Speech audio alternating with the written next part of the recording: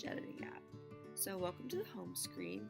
Here is where you can choose whether you're going to edit a photo, make a collage from a bunch of different templates, or create a graphic design such as a YouTube cover photo or even a cover photo for Facebook. Today we're going to be focusing on the edit portion of the interface by taking a look into some of its perks, downfalls, how it compares to its phone app, and other popular editing tools like Visco. So let's get started.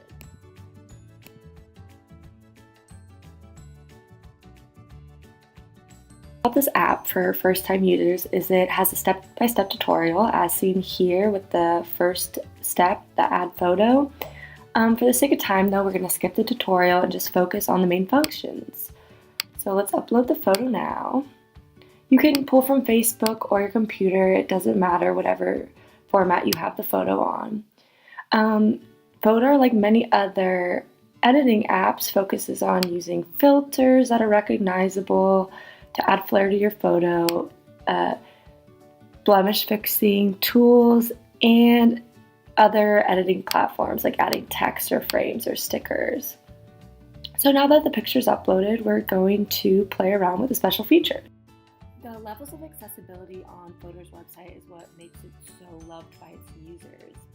Everything is at the ready at one click. There are a few premium features, but you can easily upgrade them with a click of a button by paying for an account. The website actually has 13 various one-tap functions that automatically transform your picture. Today we're going to take a look at the enhancement button. So after one click, we automatically can see how our photo is brightened and made better for editing and viewing purposes.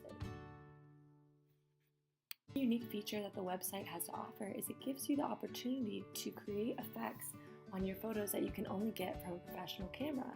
For example, the tilt shift button allows you to make certain areas clear and focus in on them while keeping the background blurred.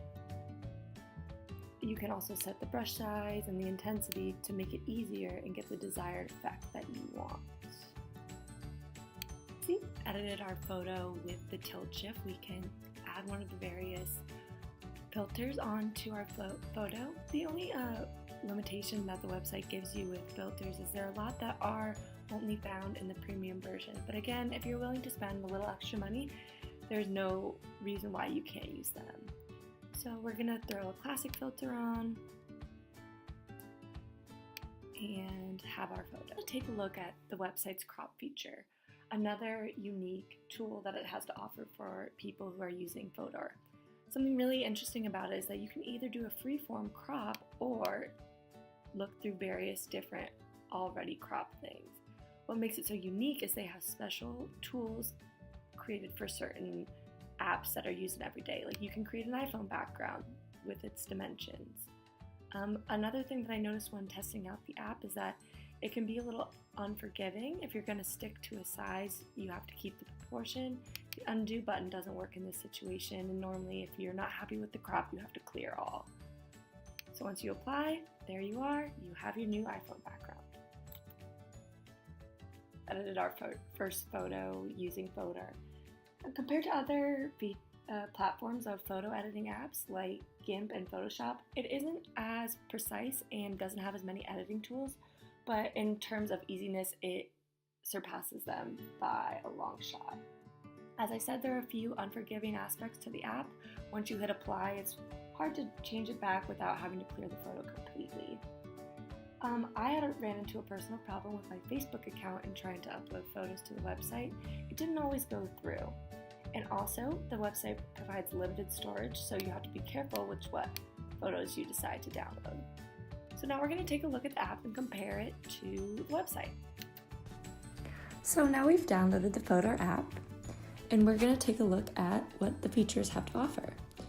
Unlike the website, there's a feed where you can check out what other users are creating and follow them.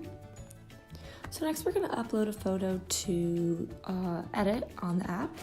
So we're going to use the same photo that we used in the last to compare the two. As we can see, the picture already starts off with a lower quality. There's the same amount of effects that the website has to offer, but at a little different rate. So you can adjust the brightness, the sharpness, everything that you can on the computer. There's less amount of filters to apply to your photos, but you still can, and they have different names, and you can adjust how saturated you want the picture to be from the filters. Another difference is the enhancement button. On the website, it's one click and it does the same brightness. There's not a different level, but as you can see, if we enhance the photos with a low, medium, high, it doesn't come out as sharp or clear as it does on the computer, but it still adds an enhancement aspect to your photo. The crop settings are also pretty limited, but they allow you to play with the features. They don't have specific purposes, just different sizes. So the app also offers different ways to focus in and out on the picture. They offer different shapes and sizes to do so, but it doesn't come out as exact as it does on the website.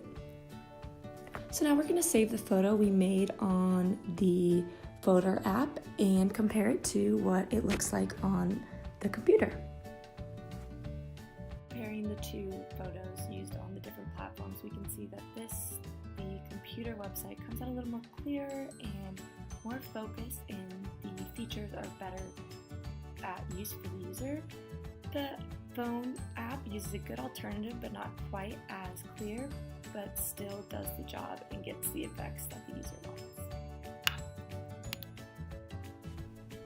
A common competitor with the Fotor app and the downloads at the App Store is the Visco app, which also allows you to create a feed and edit photos. So we're going to again edit the same photo and see the differences.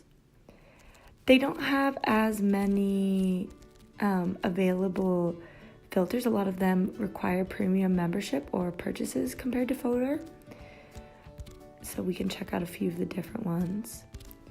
They have the same exposure and brightness and saturation levels that you can play with. It doesn't offer a tool to fade out the photos. It's more just for effects rather than enhancing it digitally. Like I said, you can still edit the exposure of the picture, crop it to different sizes, just as you can on the Fotor app. It does add a few extra features like fixing the skin tone and the graininess to create different effects than you can on the Fotor. The same photo of my beautiful friend and her piece of bread on the Fotor phone app, computer website, and a competitive site, Visco, and you can see the differences across the board. The middle one definitely offers the most precision and clearness. The filters on the competitive app may be a little darker and visible to see. And finally, the phone app for photo is a good balance of both and can be used at any time in the Apple App Store. Thank you for watching with me today.